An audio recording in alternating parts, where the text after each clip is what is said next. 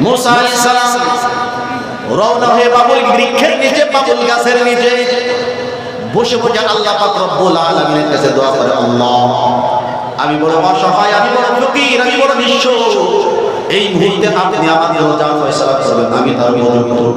অল্প কাজ হোক বেশি কাজ হোক, যেমন মদদ যেমন নুসরত আপনি দান করেন, আমার বড় দরকার আপনি ব্যবস্থা করেন। আল্লাহ পাক রব্বুল আলামিন ঘটনা ঘটিয়ে দিয়েছেন। মুসা আলাইহিস সালাম যেখানে অবস্থান করেছেন ঠিক তার একটু দূরে নিকটবর্তী জায়গা দূরে বিশাল একটা কুয়া, বিশাল একটা হাউজ। ওই হাউজের মধ্যে অনেক পুরুষেরা, অনেক বয়স্ক মানুষেরা, যুবকেরা নিজের বকরিগুলো নিয়ে রাখালেরা সিরিয়াল দিয়ে লাইন মেইনটেইন করে বিশাল বড় পাথরের ঢাকনা আছে, 10 জন মানুষ যাকে উঁচু করতে লাগে, সরাতে লাগে, ওইখানে গিয়ে বালতি দিয়ে পানি বের করে বকরিগুলোকে পানি করাচ্ছে। উনি খেয়াল করে দেখলেন ওই ভিড়ের মধ্যে শুধু আছে, কোনো মহিলা নাই। একটু দূরে তাকায় দেখে 2 জন যুবতী মানুষ সেখানে দাঁড়ানো, মাথা নিচু করে দেয়া, অনেকটা কাপড় দিয়ে ঢাকা, লাজুকতার সাথে তারা ওখানে তাদের বকরির রশিগুলো ধরে রেখেছে। মুসা আলাইহিস সালাম চিন্তা করলেন, এই রমণী, এই বন্ধুটি হয়তো কোনো বিপদে পড়েছে, আমি তাদের কাছে এগিয়ে যাই, সাহায্যের প্রয়োজন হইলে আমি সাহায্য করি। এর দ্বারা মুফাসসিরিন কেরামের তাফসীরে লেখা, দেখো ভাই, তোমার সামনে যদি কেউ বিপদে পড়ে আর তুমি যদি দেখো সে তোমার কাছে সাহায্য চাক আর না চাক, তোমার গুণ এটা হওয়া যায় নিজে সেদে হইল তাকে সাহায্য করা, ইচ্ছা করে তাকে সাহায্য করা। অনেক সময় অনেক মানুষ সাহায্য চাইতো লজ্জা পায়, আছে না? সমাজের মধ্যে কিছু আল্লাহওয়ালা দিনদার থাকে, হাজারো দুর্ভিক্ষ আসুক, গরিব মানুষ খেতে পারুক আর না পারুক, জীবনে কারো কাছে এক মুঠ চাউল ভিক্ষা চাবে না, কারণ তার গায়রাত, তার আত্মমর্যাদা তাকে নিষেধ করে এটা চাইতে। বলে আমাদের উচিত এই মানুষগুলোকে খুঁজে আগে দান করা, কারণ সে দিনদার, আল্লাহওয়ালা, তাকওয়ালা, গরিব উপযুক্ত আবার চায় না, অনেক ভালো গুণের মানুষ, এগুলোকে দেওয়া। আর আমাদের সমাজের গুণ, ফকির গরিব হবার দাওয়া না তোমারে দেব, কত না, আগে সাও করে দেব, ঠিক না? চাক আর না চাক, আমি যদি বুঝি উপযুক্ত আমি সেদে দেব, জোর করে দেব, নিতে যাবে না তারপরেও দেব। কারণ যারা আল্লাহওয়ালা হন অনেকে নিতে যাবে না, কিন্তু জোর করে দিতে হবে, মনে মনে ঠিকই আপনার জন্য দোয়া করবে পাওয়ার পরে, ঠিক না বলেন? কারণ তারা যা চাওয়ার কার কাছে চায়? আল্লাহর কাছে চায়। হয়তো আল্লাহই আপনার নজরে তার সমস্যাটা দেখায়ছে, মানে আল্লাহর পক্ষ থেকে ইশারা যে আমার এই গোলামের দরকার, তুমি দাও, তুমি দেওয়ার মতো উপযুক্ত তুমি দাও।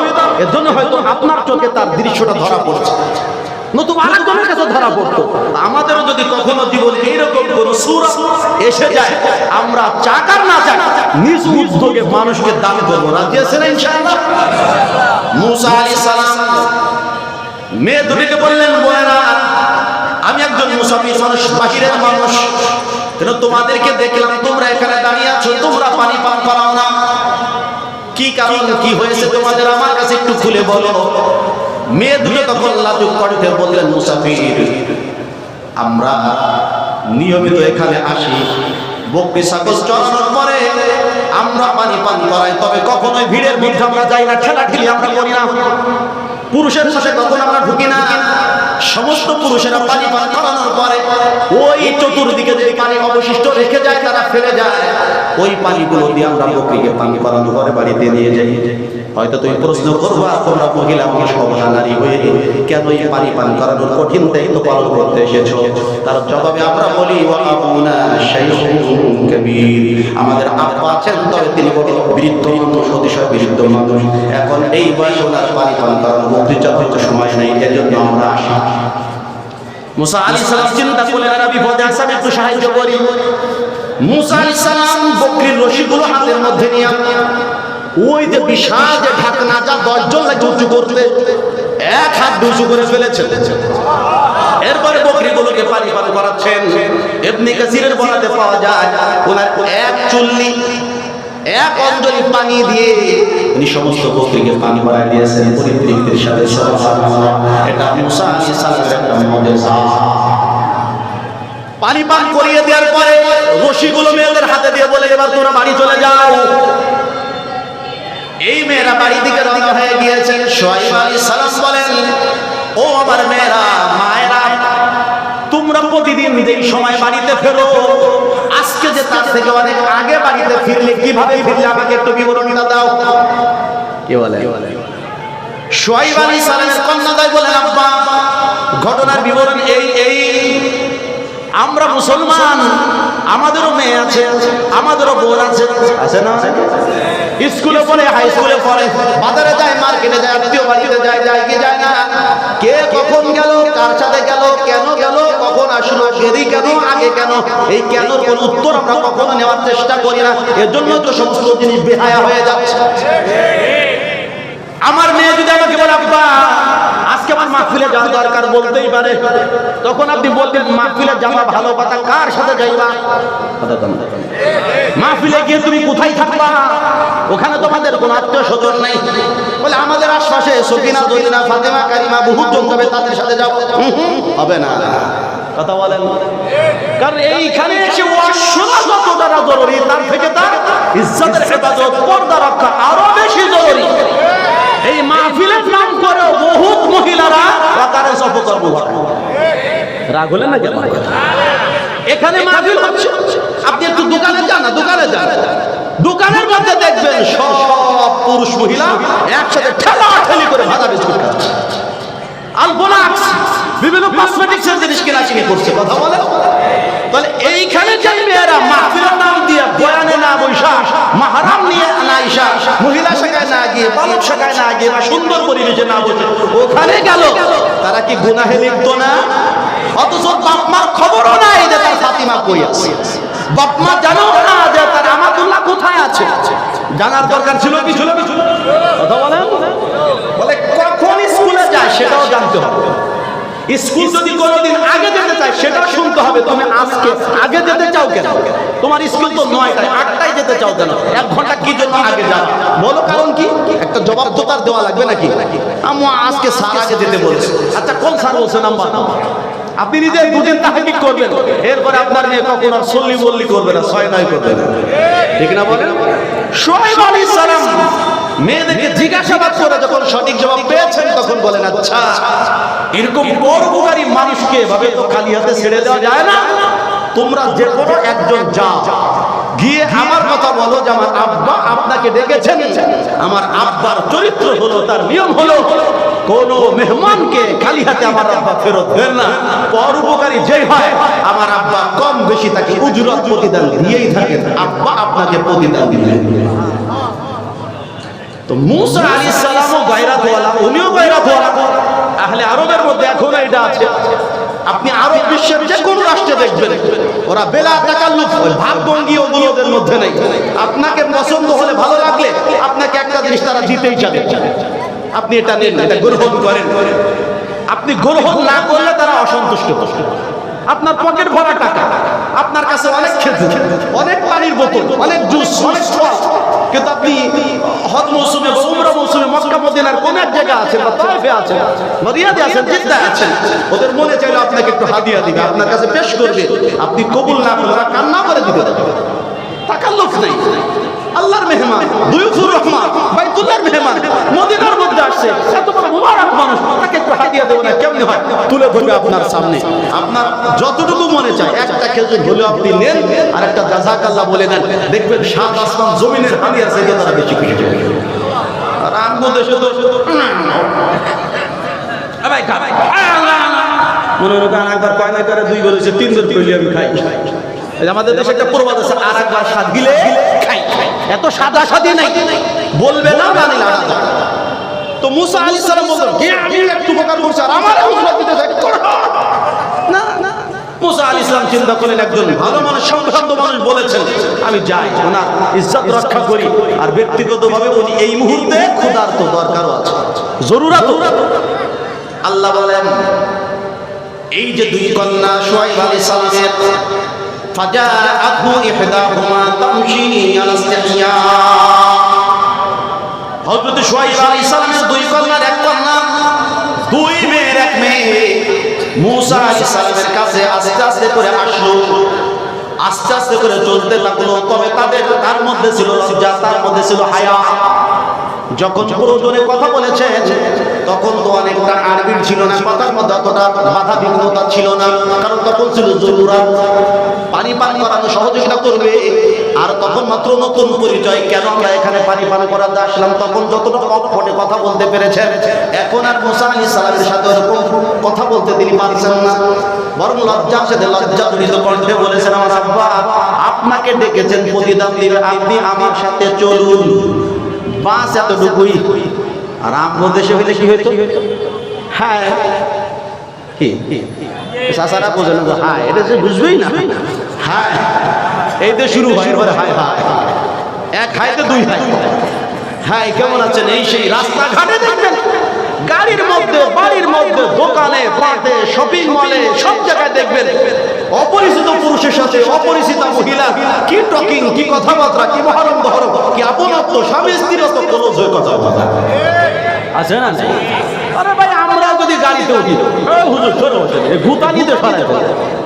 আপনিও যদি যান মার্কেটে, আপনি আছেন কেন, এ ভাই সরে দাঁড়ান না, কি লঞ্চের থেকে নামবেন, আপনি সিরিয়াল আগে দেখেন, বগলের নিচে আর এক ম্যাডাম ঢুকে এই বগলের আপনার দাঁড়ায় থাকবেন, নড়ানো কাঁদা না সরা রোবট রোবট বা আছে না? হ্যাঁ সবাই কোথায় চলে গেল? সে নবীর কন্যা আর এক নবীকে ডাকতে আসছেন, শরমের কারণে চলতে পারছে না, কথা বলতে বেঁধে যাচ্ছে। আর আমাদের মা বোনেরা স্বামীর সাথে যতটা ফিরিয়ে কথা না বলে, আব্বার সাথে যতটা কথা বলতে না পারে, আপনজন যাদের সাথে কথা বলা যায় তাদের সাথে কথা বলতে তাদের মুখ আটকে থাকে, সুপার গ্লু দিয়ে লাগানো থাকে। অপরিচিত মানুষ বলে মোবাইলে, মেসেঞ্জারে, টুইটারে সমানে গল্প করতেছে, সারা রাত চলতে থাকে, কথা শেষ হয় না। বেহাই নির্লজ্জতা আজকে আমাদের মা বোনদের মধ্যে ঢুকে গেছে। অথচ ইসলাম চেয়েছিল এমন নারীকে যেই নারীর সবটাই থেকে লজ্জার আবরণে ঢাকা। এর জন্য তো মহিলাকে আওরাতুন বলা হয়েছে। আওরাতুন মানে তো ঢাকা, কি বলে? আর আমরা এখন ফাঁকা, আওরাত আওরাত নাই, এখন বেগায়রাত হয়ে গেছে। তাদের মধ্যে আত্মমর্যাদা বলে কিছু নেই। কিন্তু মুসা আলাইহিস সালামের কাছে শুআয়ব আলাইহিস সালামের কন্যা এসেছে বড়ই লাজুকতার সাথে। এখান থেকে আমাদের মা বোনদের হায়া আর শরমের শিক্ষা আছে না নেই? ইসলাম যেখানে কথা বলে বিনা প্রয়োজনে কোনো পরপুরুষের সাথে কোনো মহিলা কথা বলবে না। একান্ত প্রয়োজন যদি হয় মিষ্টি সুরে তার সাথে কথা বলবে না, বরং তার সাথে কর্কশ সুরে কথা বলবে।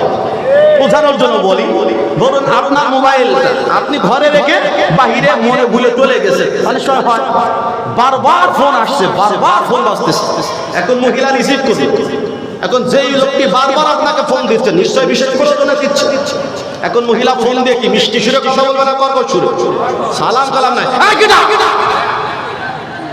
এ বলার সাথে সাথে ওই ফেরাতে থাকবে, মোবাইল হাতে করে ঘুরে আপনার কারে দিলা। এরপরে বলে হ্যাঁ পিছনে ফোন দিচ্ছে, সে বল বদনাম করুন, বাপরে বাপ কি এক জাতের মহিলা অমুক চাচার ভাগ্যে ঝুঁকছে, বদনাম যদ্দুর আছে বলুন, এটাই ইসলাম। কথা বলে না। এর যে মনের মধ্যে একটু দুষ্টুমি ভাব আসতেও পারতো, যে একটু মিষ্টি কম বলে 2 মিনিট কথা বলো, ভাবি কেমন আছেন, তো আপনার কথা তো ভাইজান খুব ভালো বলে, ভাই অনেক ভাগ্যবান, আপনার মতো ভাগ্যবতী বিবি পেয়ে। এইটুকু একটু রসিয়ে রসিয়ে বলবে, সেই সুযোগ যেন সে হাতছাড়া করে, যেন সুযোগটাই না পায়। সে এখন চিন্তা করবে এর সাথে কথা বলে মজা নেই, ভাবি ভাই কখন আসবে জানি না, তা আসলে বললে যে আমাকে ফোন দিছিল, আচ্ছা ঠিক আছে রাখেন, গলা টিপে দিবে, শেষ। এতটুকু রেজাল্ট ইসলাম দেয়, কথা বলেন না? আমাদেরকে এগুলো আছে। একজন নারী বাড়িতে বসা, একজন পরপুরুষ আসলো, দরজায় বারবার নক করতে থাকলো, কলিং বেল চাপতে থাকলো, মহিলা বাচ্চা থাকলে তাদেরকে দিয়ে বলাবে যে বলে দাও আব্বা বা কাকা বা দাদা বা নানা যেই হোক সে বাড়িতে নেই, বাহিরে গেছেন, পরে আসেন। কথা পরিষ্কার? আমাদের দেশে ওগুলো হয়, কলিং বেল টিপ দিলে নিজে যায়, হ্যালো কে বলছেন ভাই, আসেন ভিতরে বসেন, আপনার ভাই তো চাটা দিয়ে বেশ একটু গল্প টল্প দিয়ে ভাই আসা না বললো গল্প দিয়ে ধরে রাখা, এটা আমাদের অনেক মহিলার শান হয়ে গেছে। এটা ইসলাম নয়, এই শিক্ষা ইসলাম দেয়নি, এটা পাশ্চাত্যের শিক্ষা। কথা বলেন, এটা ইসলামের শিক্ষা, এটা ইউরোপ আমেরিকার কৃষ্টি কালচার। ইসলাম ইসলামের তামাদ্দুন এই জানা। ইসলাম চায় নারীকে সর্বপ্রকার ফিতনা থেকে দূরে রাখার জন্য। এজন্যই মহিলাদেরকে আরো বেশি হায়াওয়ালি, শরমওয়ালি হতে হবে। আল্লাহ আমাদের মা বোনকে শরমওয়ালি বানায়, বলে না? একটু জিকির করি, লা ইলাহা ইল্লাল্লাহ, লা ইলাহা ইল্লাল্লাহ।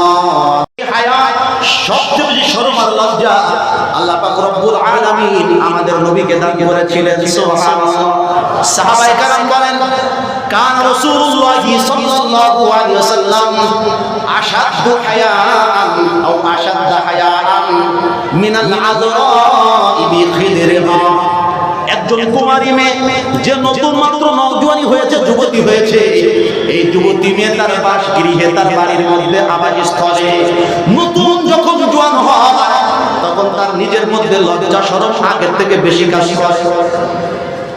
এত বেশি লজ্জা, এত বেশি শরম ওই জোয়ানি ওই যুবতী মেয়ের মধ্যে কাজ করে। যাদের সাথে কথা বলা জায়েজ, যাদেরকে দেখা দেওয়া জায়েজ, অনেক সময় লজ্জার খাতিরে তাদের সাথে কথা বলতে পারে না, দেখাও দিতে পারে না। ঠিক না? আব্বা ভাইয়ের বাইরে আপন চাচা আপন মামার সাথে অনেক সময় কথা বলতে তার দ্বিধা লাগে, ভাতিজি ভাগ্নের সাথে কথা বলতে দ্বিধা লাগে। রাসূল সাল্লাল্লাহু আলাইহি সাল্লামের ব্যাপারে সাহাবায়ে কেরামের মত, এই কুমারী মেয়ে তার বাড়ির মধ্যে যতটা না লজ্জাশীলা, নবী আলাইহিস সালাম তাদের থেকেও আরো বেশি লাজুক ছিলেন। এদের থেকেও নবীজি অনেক বেশি লাজুক ছিলেন।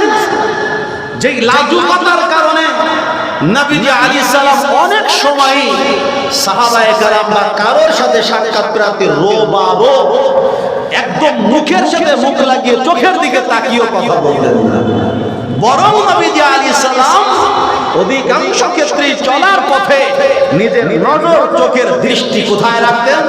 নিচের দিকে রাখতেন, নিচের দিকে রাখতেন। লাজুকতার কারণে, হায়ার কারণে। বলে নবীর এই শিক্ষা সাহাবায়ে কেরামের প্রত্যেকের মধ্যেই ছিল। একজন সাহাবীর কথা না বললে আমার অতিরিক্তি থেকে যাবে, আলোচনা অসম্পূর্ণ থেকে যাবে। হযরত উসমান গনি রাদিয়াল্লাহু তাআলা আনহু, আমরা সবাই তাকে জানি এবং চিনি। কি বলেন? যার ব্যাপারে নবীজি আলাইহিস সালামের ফরমান ওয়া উসমানু ফিল জান্নাহ, আমার উসমান হলো জান্নাতি। যার ব্যাপারে নবীজির ফরমান আমার মেয়ে একজন ইন্তেকাল করার পরে আরেকজনের বিবাহ আমি দিয়েছি আমার উসমানের সাথে, সেও ইন্তেকাল করেছে, যদি আমার আরো কন্যা থাকতো আমি আমার উসমানের সাথে তাকেও বিয়ে দিয়ে। যুননুরাইন, দুই নূরের অধিকারী উসমান রাদিয়াল্লাহু তাআলা আনহুর ব্যাপারে হাদিসের মধ্যে পাওয়া যায় উনি সমস্ত সাহাবীর মধ্যে সবচেয়ে বেশি লাজুক ছিলেন। এত বেশি লাজুক ছিলেন যে নবীজি আলাইহিস সালামের সোহবতে একদিন উনি আসার জন্য দরজায় দাঁড়িয়ে অনুমতি চেয়েছেন। ইস্তাআযানা উসমান লিদুখুলি আলা নবী সাল্লাল্লাহু আলাইহি ওয়াসাল্লাম, নবীজির কাছে প্রবেশের জন্য উসমান রাদিয়াল্লাহু তাআলা কি চেয়েছেন? অনুমতি চেয়েছেন। আমরা কি কারোর বাড়িতে ঢুকতে অনুমতি চাই? একটা কাশও দেই না, হন হন করে ঢুকে যাই, আছে না? অথচ হাদিসের নির্দেশনা কি? কারোর বাড়িতে ঢুকতে হলে আগে আপনাকে ঠিক দরজার সামনে না দাঁড়িয়ে ডানে বা বামে দাঁড়িয়ে প্রথমে সালাম দিতে হবে। এই সালাম কিন্তু লেখা বা সাক্ষাতের যে সালাম ওইটা না, এই সালাম হলো অনুমতি প্রার্থনা সালাম। আপনি প্রথম বলবেন আসসালামু আলাইকুম ওয়া রাহমাতুল্লাহ, জোরে আওয়াজ দেন, ঘরের ভিতরে আওয়াজ পৌঁছে যাক। ঘরের মধ্যে যারা আছে তারা আওয়াজের শোনার পরে কণ্ঠ দ্বারা যদি বুঝতে পারে যে আমাদের অমুক মনে হয়, অত সে জিজ্ঞাসাই করতে পারে ভাই কে আপনি, আপনার পরিচয় জানবে, আপনার পরিচয় দিবেন। এরপরে আপনি বলবেন আমি একটু ঘরের মধ্যে আসতে চাচ্ছি, অনুমতি দিলে ঢুকি। সে যদি অনুমতি দেন আপনি ঢুকতে পারবেন। রাসূল বলেন একবার সালাম দিলে জবাব হয়নি, আবার সালাম দাও। দ্বিতীয়বার জবাব নাই, আবার সালাম দাও। এরপরে উত্তর হয়নি, ফিরে আসো, ঢুকো না। আর আমাদের দেশে ঢুকবে কি ঢুকবে না, ভোট সেইতে এতক্ষণ দাঁড়ায় দাঁড়াবে না, খালি ভোট চালাক যদি দাঁড়াইছে তাহলে তো দরজা দাঁড়ায় তো ভাঙ্গা ঢুকে যাবে। বলে এটা ইসলাম না। বিশ্বের সর্বোচ্চ ক্ষমতাধারী লোকটাও যদি সর্বনিম্ন অবস্থানে অবস্থানকারী গরিবের বাড়িতে ঢুকতে চায় অনুমতি লাগবে, এটার নাম ইসলাম। কথা বলেন ঠিক? সবার সমান অধিকার দিতে পারে, কারণ ওই ব্যক্তি আপনাকে ঘরে ঢুকতে দিবে কি দিবে না এটা তার ব্যাপার।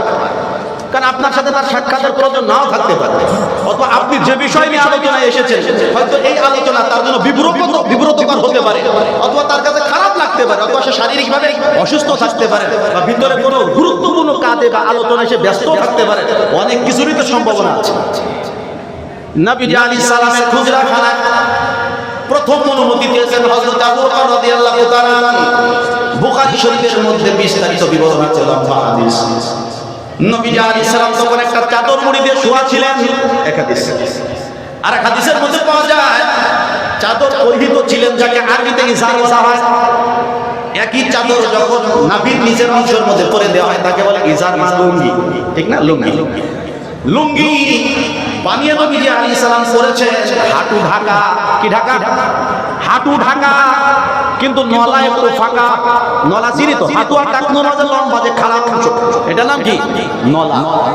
নলার একটু ফাঁকা, হাঁটু ঢাকা। এই হাঁটু যদি ঢাকা থাকে, নিচের অংশ যদি কিছু ফাঁকাও থাকে, এতে কোনো গুনাহ বা পাপ হয় না। আবু বকর রাদিয়াল্লাহু তাআলা অনুমতি চেয়েছেন, নবীজি বলেন ঢোকো। অনুমতি নিয়ে ঢুকেছেন, জরুরি আলাপ সেরে চলে গিয়েছেন। ওমর রাদিয়াল্লাহু তাআলা সালাম দিয়েছেন, অনুমতি চেয়েছেন, নবীজি অনুমতি দিয়েছেন। সালামের পরে কথাবার্তা শেষ করে তিনি বের হয়ে গিয়েছেন। এতক্ষণ নবীজির পাশে আয়েশা রাদিয়াল্লাহু তাআলা বসা। আবার নবীজি যেভাবে ছিলেন নলা একটু ফাঁকা থাকা, সেভাবে ফাঁকা রেখেছেন। ওনাদেরকে দেখে টেনে কাপড়কে বাঁধাও দেন নাই। কিন্তু উসমান রাদিয়াল্লাহু তাআলা যখন অনুমতি চেয়েছেন, নবীজি বলে আয়েশা তোমার কাপড়কে আরো ঢেকে ঢুকে বসো। যদিও তুমি শাশুড়ি না, সে হলো তোমার জামাই, তারপর আর একটু ঢেকে বসে কাপড় আরো লম্বা করে দাও। এরপরে নবীজি নিজে তার কাপড়কে আরো টেনে দিলেন, আর একটু লম্বা করে ঢেকে দিলেন।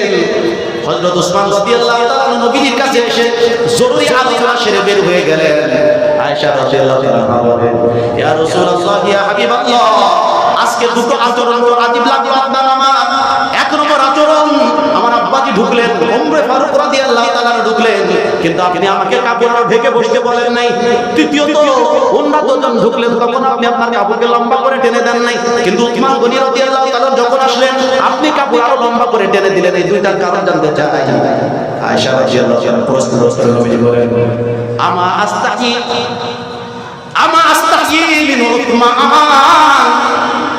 আলা আস্তাহি মিন উসমান, আমি কি উসমান থেকে লজ্জা করব না? আয়েশা, ইয়াস্তাহি মিনহুল মালায়েকা আও তাস্তাহি মিনহুল মালায়েকা, যেই লোকটাকে দেখে স্বয়ং ফেরেশতারা লজ্জা পায়। আর হাদিসের মধ্যে রাসূল বলেন, ইন্নাল মালায়েকাতা তাস্তাহি মিন উসমান কামা তাস্তাহি মিনাল্লাহি ওয়া রাসূলিহি, ফেরেশতারা উসমানকে দেখে এত লজ্জা পায়, এত লজ্জা পায়, যেমন তারা আল্লাহ এবং রাসূলের কাছে লজ্জা পায়। আমার উসমানকে ফেরেশতারা যেহেতু লজ্জা করে, আমি নবী কেন আমার উসমানকে লজ্জা করব না? বলো, উসমানকে যদি আমি অবস্থায় ঢুকতে বলতাম, আমার উসমান লজ্জার কারণে একটা কথা বলতে পারতো না, আমার দিকে তাকাতে পারতো না, তার প্রয়োজন পূর্ণ হতো না। আমার উসমানের লজ্জার কারণে আমি দুনিয়াকে কেড়ে নিয়েছি। সুবহানাল্লাহ। এই হাদিসের মধ্যে ফেরেশতাদের লজ্জার কথা প্রমাণ হলো, উসমান গনি রাদিয়াল্লাহু তাআলা লাজুকতার কথাও প্রমাণ হলো। হযরত সাইয়্যিদুনা ফাতিমাতুজ জোহরা রাদিয়াল্লাহু তাআলা আনহা, যার ব্যাপারে রাসূল বলে ফাতিমাতু সাইয়্যিদাতু নিসাই আহলিল জান্নাহ, আমার ফাতিমা, আমার কলিজার টুকরা ফাতিমা সমস্ত জান্নাতি রমণীদের সরদারনি। কত বড় দামি মানুষ হযরত ফাতিমা রাদিয়াল্লাহু তাআলা আনহা। তার খাদিমা আসমা বিনতে উমাইসকে বলে, ও আসমা, আমার যখন ইন্তেকাল হয়ে যাবে, আমি যখন মারা যাব, আমার গোসলের জন্য শুধু তুমি যাবে। ফাগসিলিনি, তুমি আমাকে গোসল দিবে। ও আলী, আর গোসলের সময় শুধু আলী থাকবে, আর কেউ যেন না থাকে। কারণ আমার লজ্জা লাগে, আমার খারাপ লাগে যে আমার মরার পর আমার দেহ কেউ দেখবে। যতটুকু দেখার অনুমতি হোক কেন না দেখা। দেখছেন হযরত আয়েশা রাদিয়াল্লাহু তাআলা বলেন, ইন্না ফাতিমাতা আশাত বাদান নবী সাল্লাল্লাহু আলাইহি ওয়াসাল্লাম 6 আশহুর সুম্মা তুফিয়া। ফাতিমাতু জোহরা রাদিয়াল্লাহু তাআলা আনহা নবীজির ইন্তেকালের পরে মাত্র 6 মাস পৃথিবীতে বেঁচে ছিলেন। এরপরে তার ইন্তেকাল হয়ে গেছে। ইন্তেকাল হয়ে যাওয়ার পরে হযরত আলী রাদিয়াল্লাহু তাআলা আনহু আর আসমা বিনত উমাইস রাদিয়াল্লাহু তাআলা আনহা এই দুজনেই তার গোসলের কাজকে পরিপূর্ণ করেছেন। তৃতীয় কোনো ব্যক্তিকে গোসলের সময় রাখেন নাই। এমনকি ফাতিমা রাদিয়াল্লাহু তাআলা আনহা আলী রাদিয়াল্লাহু তাআলা ওসিয়ত করেছেন, স্বামী আমার ইন্তেকাল যখন হয়ে যাবে যত চুপি চুপি পড়া যায় আমার গোসল আমার দাফন কাফনের ব্যবস্থাপনা করবেন, পারলে রাতের বেলা আমাকে দাফনের ব্যবস্থা করবেন। আলী রাদিয়াল্লাহু তাআলা ঠিক সেই মতো রাতের বেলায় তাকে দাফন করেছেন, চাদর দিয়ে খাটিয়াকে আটকায় এমন ভাবে নিয়েছেন কবরে কবরে নামিয়েছেন। ওনার দৈর্ঘ্য প্রস্থ কত ছিল, উনি মোটা ছিলেন না চিকন ছিলেন বলতে পারবে না। এত হায়া সেই মাতৃজাতির আজকে কি অবস্থা, মানুষ রাস্তাঘাটে থাকুক আর না থাকুক প্রত্যেকটা রমণী বিশেষ করে যুবতী বন্ধুদের জন্য উচিত শরীয়ী বুরকা পরে রাস্তায় বের হওয়া, হাতে হাত মোজা থাকবে, পায়ে পা মোজা থাকবে, এমনকি ফিতনার এই জামানায় চোখটাও আটকায় রাখবে। দেখবে কেমনে পাতলা কাপড় দিয়ে আবরণ দিবে, ওর ভিতর দিয়েও দেখা যায়। কোথায় সেই কোথায় সেই দৃশ্য, রাস্তাঘাটে দাদির সাথে নাতনি যাচ্ছে, পুত্রী যাচ্ছে, দাদি তো বুরকাওয়ালি, নানি তো বুরকাওয়ালি, আর সাথে নাতি পুতি মেয়েটা সে কিন্তু ওইভাবে শরীয়তের বুরকা তো বাড়ির কাছে পাতলা ফিরফিরে কাপড় পরে যাচ্ছে, বুরকা তো নাই সেলোয়ার কামিজ পাতলা, এমনকি ওড়নাটা পর্যন্ত মাথার মধ্যে। কথা বলে কিছু বললে তখন বলে এই হুজুররা দেশটা খাই না, এরাই নারীদের উন্নতি দেখতে পারে না, এরাই নারীদেরকে সহ্য করতে পারে না। আরে মা রে বোন, আপন চিনলে না, পরকে আপন ভাবলে, দুশমনকে আপন করে নিলে আর আপনকে পর ভাবলে, আরে তোমাদের যদি পৃথিবীর মধ্যে আপন কেউ থাকে সর্বপ্রথম তারাই হলো ওলামায়ে কেরাম। কারণ তারা তোমার ইজ্জতের গ্যারান্টি দেয়, তোমার ইজ্জতের প্রতি কেউ যেন লোলুপ দৃষ্টি না দেয়, তোমার সাথে কেউ অসৎ আচরণ না করে, বাজে কমেন্টস যেন কেউ না করে, বাজে মন্তব্য যেন কেউ না করে, তোমাকে নিয়ে কেউ যেন কুকর্ম না করে, তার রাতের পরে রাত স্বপ্নের জগতে তুমি যেন বিচরণ না করো। এর জন্য তো উলামায়ে কেরাম চায় রাস্তায় বের হও তো শরীয়ী পর্দার সাথে বের হও, শুধু বাড়িতে বাইরে নয়, বাড়ির মধ্যে তোমার একান্ত পরিবেশের মধ্যে আরো কঠিন পর্দা করো। বাহিরেরটা আম পর্দা, বাড়িরটা খাস পর্দা। আম পর্দা সহজ, খাস পর্দা কঠিন।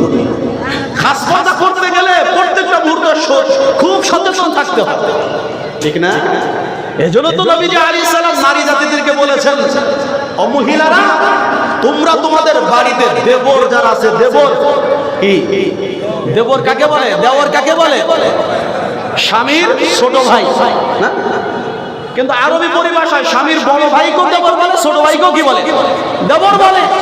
এই স্বামীর বড় ভাই ছোট ভাই যারা, বিশেষ করে বড় ভাই ছোট ভাই যারা, নবীজি বলেন এদেরকে ভয় করো মৃত্যুর মতো। এদেরকে ভয় করো কিসের মতো? মৃত্যুর মতো। কেন? আল হামবু কাল মাউতি, দেবর হলো মৃত্যু সমতুল্য। কি বলে? ব্যাখ্যার তো অবকাশ নাই, স্পষ্ট। কত বড় ভাবি দেবরের হাত ধরে পালাচ্ছে, কি কত ভাই দেবরের হাতে খুন হয়ে যাচ্ছে শুধু ওই ভাবিকে নিয়ে, আছে না নাই? এই আপন দেবর, তার সাথেই রাসূল এভাবে চলতে বলেছেন।